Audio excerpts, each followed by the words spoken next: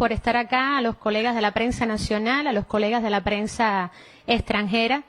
Se está transmitiendo esta comparecencia en vivo por Cubavisión, Cubavisión Internacional, la radio cubana, el Canal Caribe y también por el canal de YouTube de Cuba Minrex.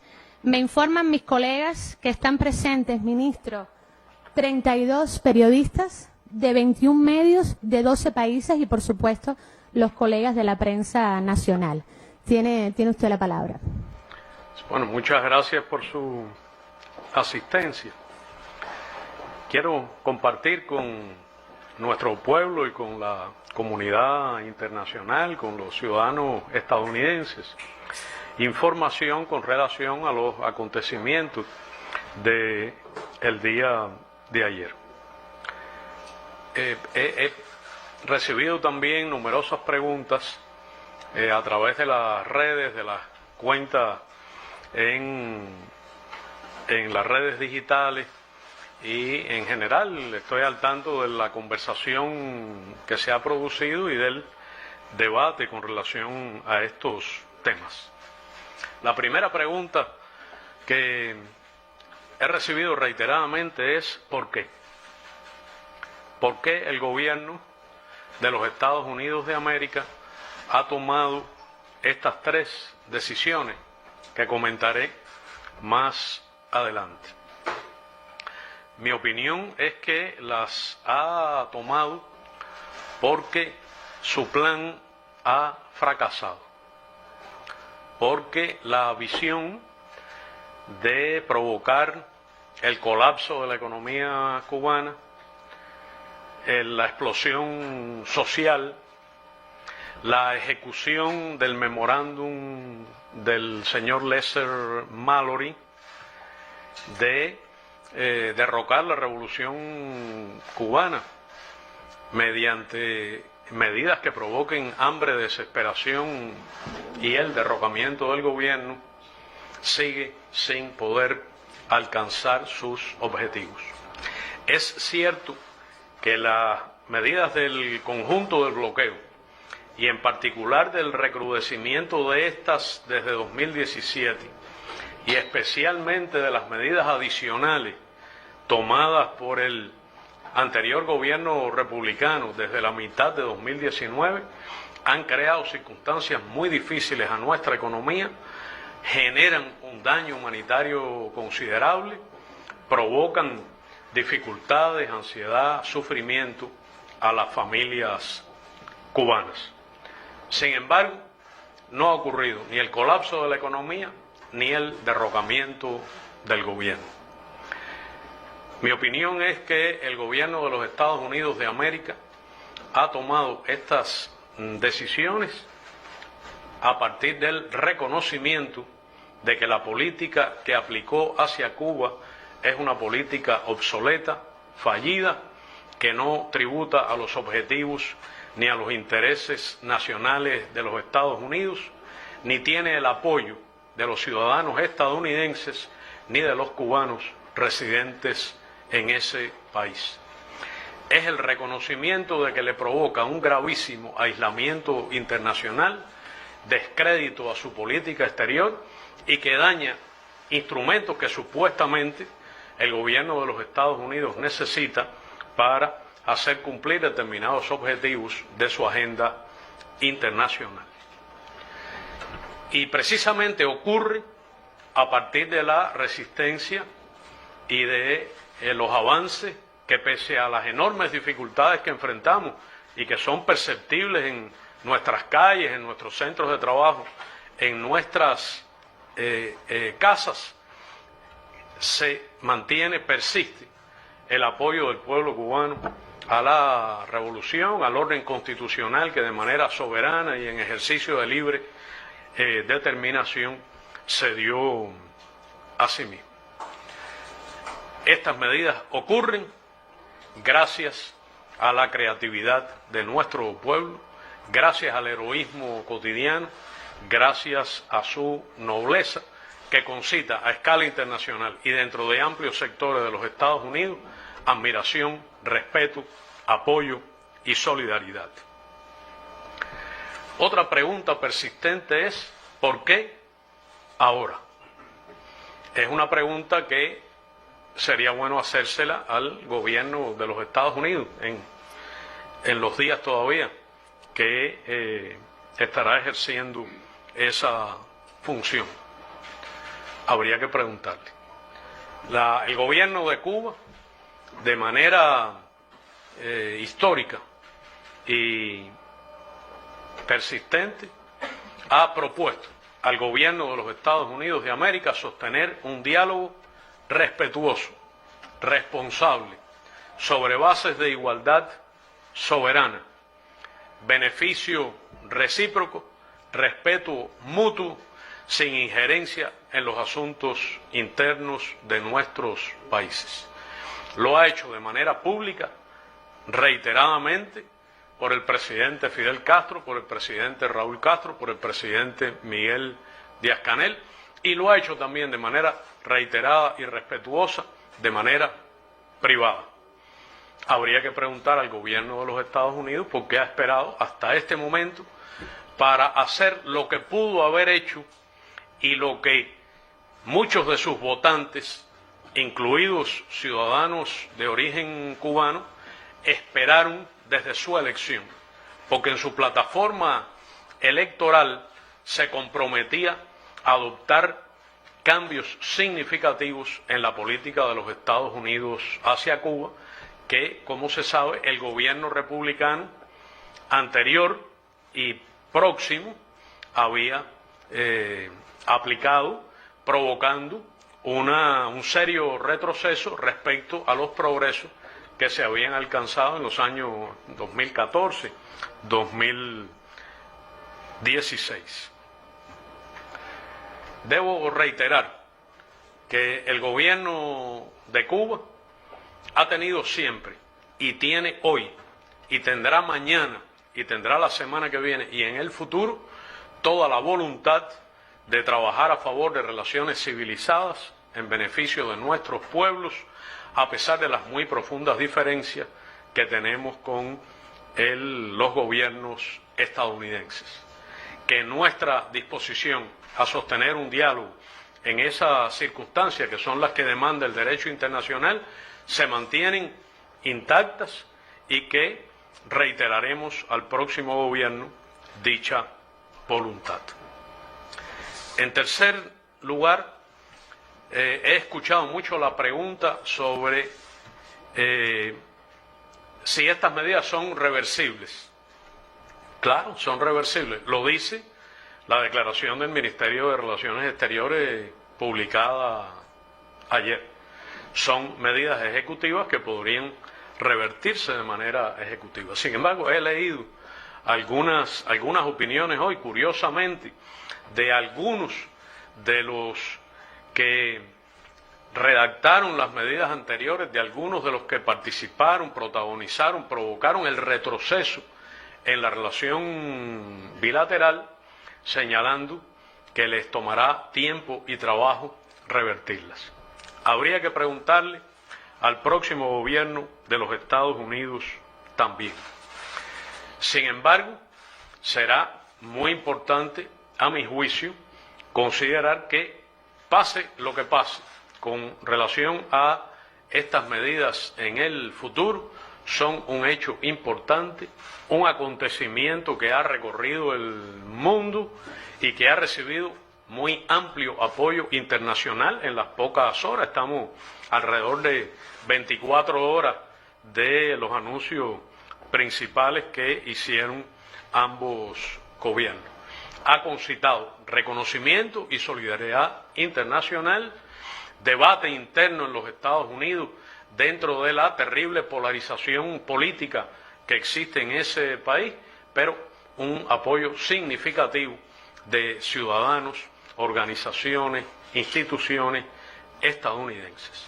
Y en Cuba ha sido acogido con beneplácito por nuestro pueblo, con esperanza de que esto podría abrir un camino hacia una mejoría en las relaciones bilaterales, con plena conciencia de que habrá que juzgar en el futuro por sus resultados prácticos y sabiendo perfectamente que no hay que hacerse ilusiones o expectativas excesivas.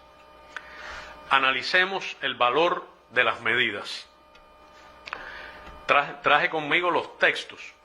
Yo sugeriría que las personas que tengan interés en este asunto lean no solo las declaraciones del MINREX y el comunicado de la Casa Blanca, sino que lean los documentos legales firmados por el gobierno, firmados de su puño y letra por el presidente de los Estados Unidos de América. Uno es el certificado de rescisión de la designación de Cuba como un Estado patrocinador del terrorismo. Esta lista unilateral y arbitraria, la verdad es que carecía ya de cualquier credibilidad o prestigio a escala internacional, pero sus efectos prácticos, sobre todo en el sector financiero, son extraordinarios y provoca por sí misma daños económicos considerables y daños humanitarios extremos. La política exterior es siempre una política de Estado. Se supone que hay responsabilidad de los Estados, que no debería someterse a los vaivenes de los gobiernos, ni mucho menos a los caprichos de la política doméstica o de las competencias o argucias electorales. Si el presidente de los Estados Unidos de América, a través de un proceso interagencial en que participa todo el gobierno, reconoce y que Cuba reitera periódicamente ante ella. Esto a mí me parece que tiene valor. Tiene un antecedente curioso que es de mayo del 2024, que fue la declaración en audiencia de la Cámara de Representantes del señor secretario de Estado Blinken, cuando se retiró a Cuba de aquella otra lista menos importante, menos conocida, de países que no cooperan plenamente con los supuestos esfuerzos antiterroristas del gobierno de los Estados Unidos. Y hubo una congresista que histérica y respetuosamente lo persiguió durante esa audiencia, en la que el secretario Blinken dijo: las circunstancias han cambiado, y refutó cada uno de los pretextos que el gobierno anterior había utilizado para volver a incluir a Cuba en dicha lista. Todos los pretextos. El de vínculos de Cuba con el terrorismo, el de otro de distinta naturaleza, o la presencia de supuestos terroristas en Cuba. Bueno, podría ocurrir que esto se vuelva a revertir. Va a ser difícil explicarlo si ocurriera. Es decir, en el 2000, bueno, de manera arbitraria, inmotivada, se incluyó a Cuba en esta lista. Después, en el 2015, con una certificación muy parecida a esta, el presidente de los Estados Unidos revirtió aquello y volvió a asegurar seria y definitivamente lo que ahora está afirmando otra vez el presidente Biden. Bueno, si viniera otro presidente, el próximo o el siguiente, y volviera a incluir a Cuba en la lista, bueno, habría que preguntarse cuáles son las razones. ¿Qué dirían las agencias del gobierno estadounidense, las agencias de aplicación de la ley? ¿Dónde quedaría la credibilidad del gobierno estadounidense? Esto parecería un desorden. En Cuba le dirían un relajo. Es decir, un presidente hace imputaciones de un tipo, otro las desmiente y las cambia, viene otro y las vuelve a hacer, y que después venga otro y vuelva a repetir las anteriores. A mí me parece que una de las consecuencias de esta decisión del presidente Biden, que consideramos una decisión seria, importante, en la dirección correcta, pero muy limitada y muy tardía, es que ha quedado demolida la lista de países patrocinadores del terrorismo. No existe más. Nadie más podrá creer en ella, porque es una confirmación absoluta, tangible, de que esta lista no tiene fines de enfrentamiento al flagelo del terrorismo, sino que es un mero instrumento, un vulgar instrumento de coerción política contra estados soberanos.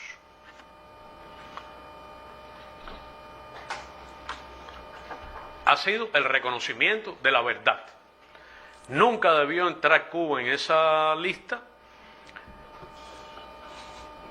mucho menos por su condición de víctima del terrorismo de Estado desde los Estados Unidos, o por su condición de víctima hasta hoy de actos terroristas organizados, financiados, tolerados desde territorio estadounidense. No olvidemos algunos de los recientes, la instigación que se ve en redes, la he visto esta mañana y la vi ayer, a actos violentos, y los instigadores lo hacen desde territorio estadounidense. La persona, el terrorista que disparó ráfagas contra la embajada cubana en Washington fue liberado. Hay numerosos ejemplos y no olvidamos los 3.478 muertos y las 2.099 personas con discapacidades resultado del terrorismo de Estado de los Estados Unidos. Cualquier situación que ocurra con esta lista en el futuro solo podrá confirmar nuestras afirmaciones.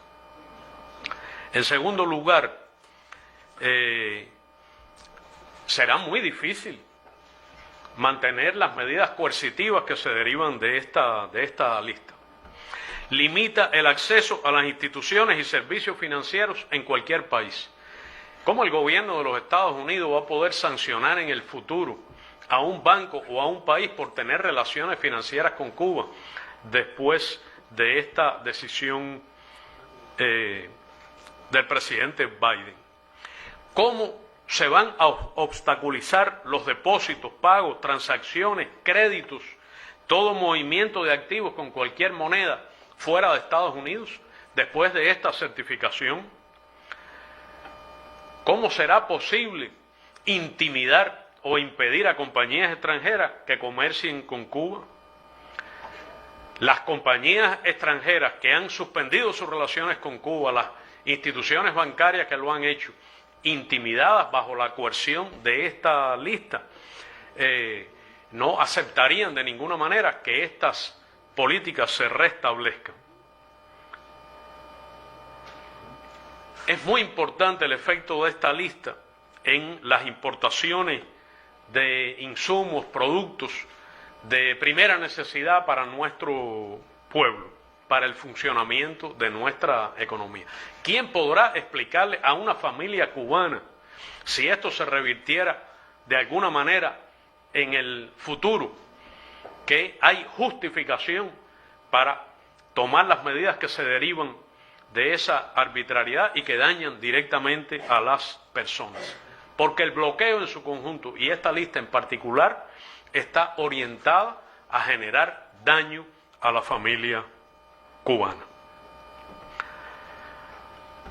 También una derivación de esta lista es la amenaza, la coerción, la prohibición a los ciudadanos europeos y de otros países a utilizar el sistema de autorización electrónica de visas estadounidenses.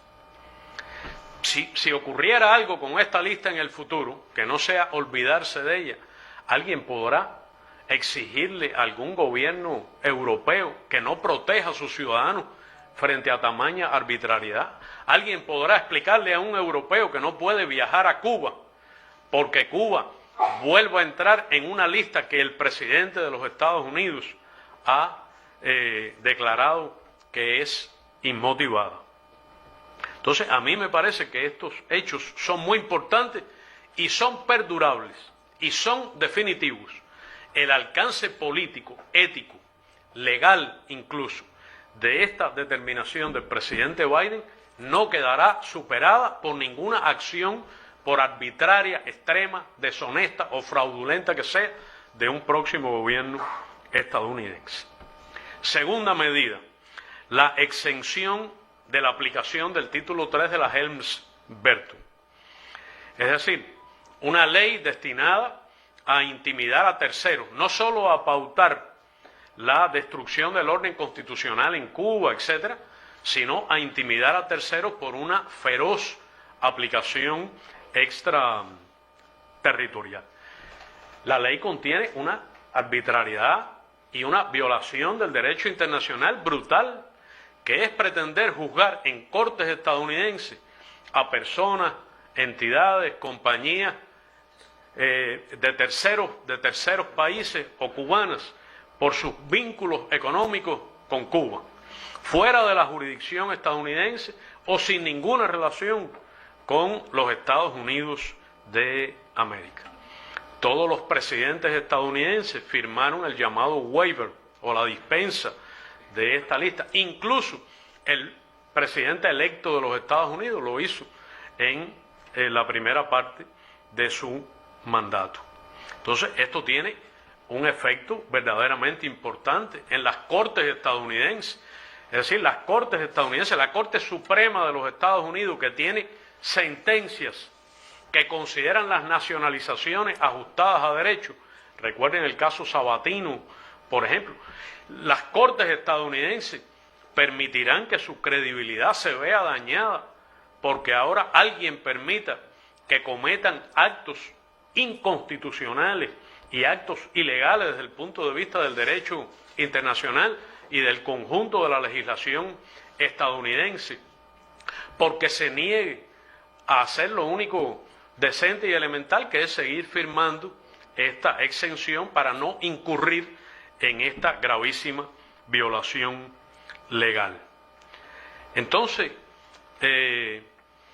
este efecto es importante, es perdurable, es tangible, es otra vez el reconocimiento de que lo que se vino haciendo era ilegal y arbitrario. Esto, sin embargo, tiene un gran efecto pernicioso, no solo en el derecho internacional, sino en el flujo de inversión, capital hacia Cuba, acceso a tecnología, acceso a mercado. Pero la amenaza es contra soberanías extranjeras, contra compañías extranjeras, contra gobiernos extranjeros. Entonces, ¿qué corporación poderosa, qué gobierno extranjero permitirá que se afecten sus intereses nacionales, sus intereses económicos, los de sus compañías, sus personas de negocios o sus ciudadanos, al amparo de decisiones caprichosas que vayan o vengan? Muchos gobiernos extranjeros tienen legislaciones antídoto para impedir que estas arbitrariedades se cometan. Bueno, sería inconcebible que esos gobiernos, ante la repetición de la arbitrariedad, no usaran esas legislaciones.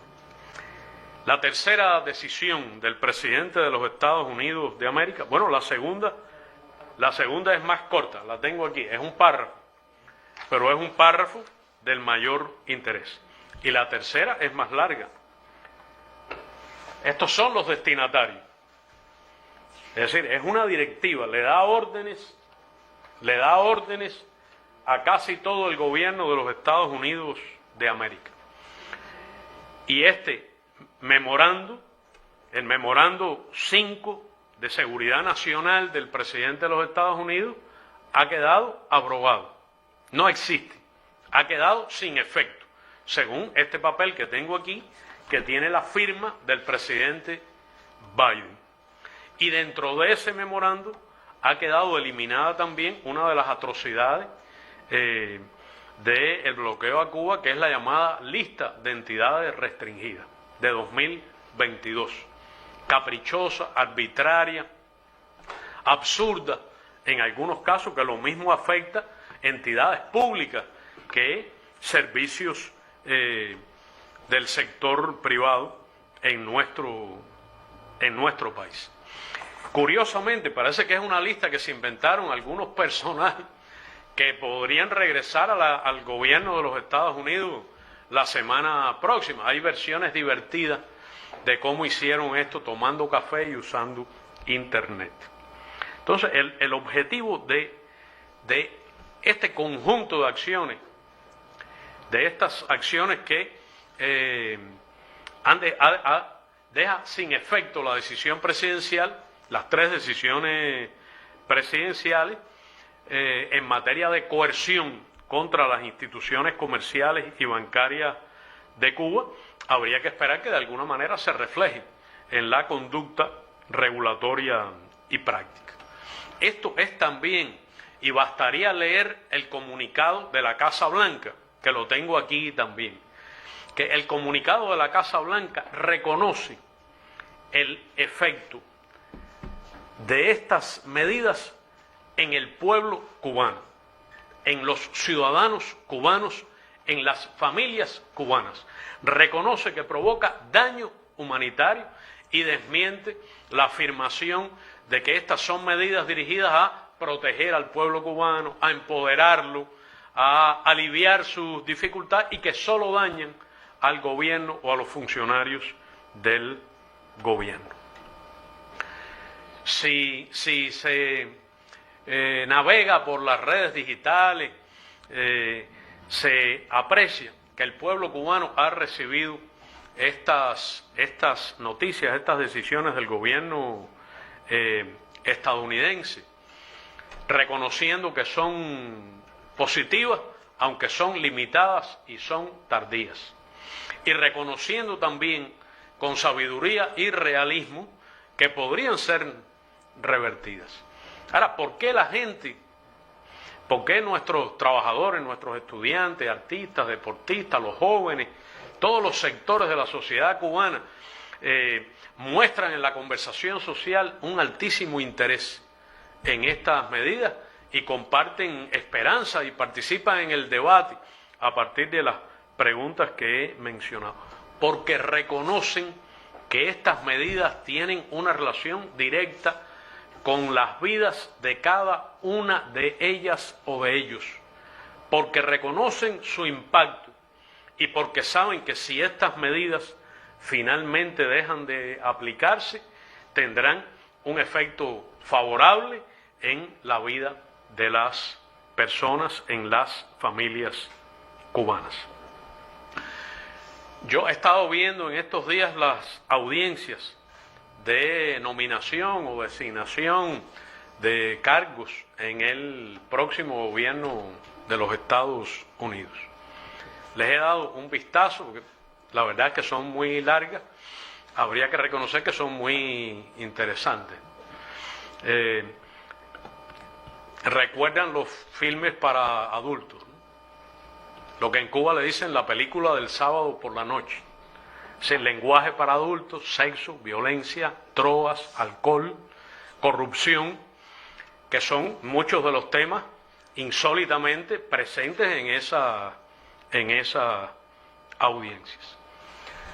Bueno, ninguno de ellos ocupa todavía sus cargos. Si ocuparan sus cargos, bueno, habrá que lidiar con esa realidad. Pero debo reiterar que nuestro pueblo, nuestro gobierno, persistirá en la denuncia del bloqueo. El paso que corresponde es seguir levantando elementos del bloqueo. Lo único correcto que corresponde es levantar el bloqueo ya en su conjunto, es dejar a los cubanos vivir en paz.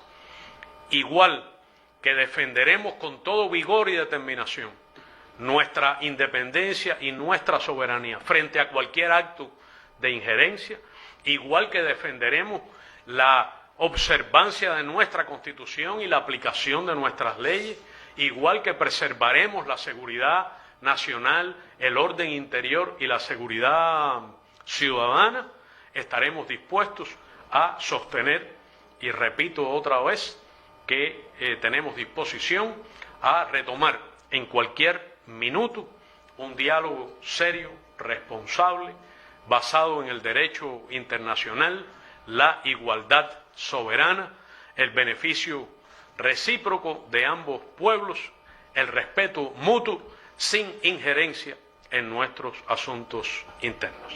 Muchas gracias por su tiempo y por su presencia.